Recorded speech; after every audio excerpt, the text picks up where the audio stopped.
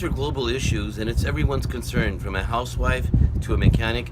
Everybody relies on the ocean, for instance, for air, for food security. We really need this ocean to be sustainable and to be productive and to have ecological resilience against global warming. So anything from, recycling or working on plastic bans, trying to just, again, listen to the issues, see what's going on in your home, and support the people who are trying to do the change.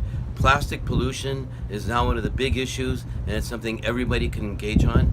So, try to support the folks who are trying to ban plastics of different sorts, for instance, and just be aware of what the issues are at your home. Again, look at what your local NGOs are doing and support them. They always need a lot of help. Well, one of the greatest problems with, when you create the awareness among the people is, how do they know where their fish is coming from? And unfortunately, there are still very few certifications out there. There are some for bigger fisheries, like for some purse seiners are now certified by the Marine Stewardship Council. And more and more fisheries are getting into this, but you rarely see them in supermarkets. So always ask whenever you go to a restaurant or to a store. Always ask. Some things are easy not to eat. So for instance, shrimp. Shrimp is either trawled or farmed, and both ways are unsustainable. So shrimp is actually something you should really watch out for.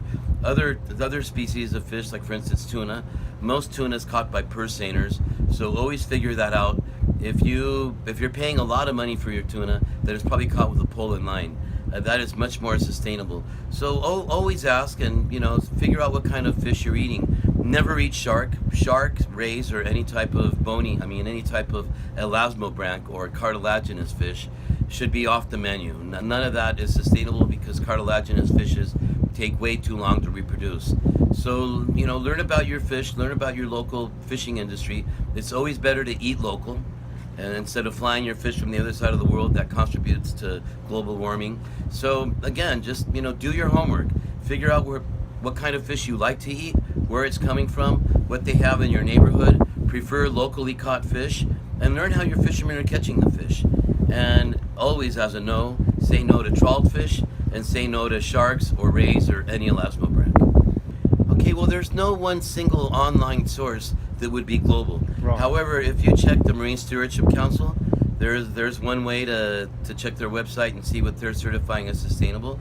The Monterey Bay Aquarium also has a flashcard, so that when you go to a restaurant, you can ask what kind of fish they have, and then you can also see where it's coming from, and you have to ask where it's coming from, and you can make decisions, or more appropriate decisions, on what kind of fish to eat. So the flashcards from Monterey Bay Aquarium and the Marine Stewardship Council are good places to start. Right.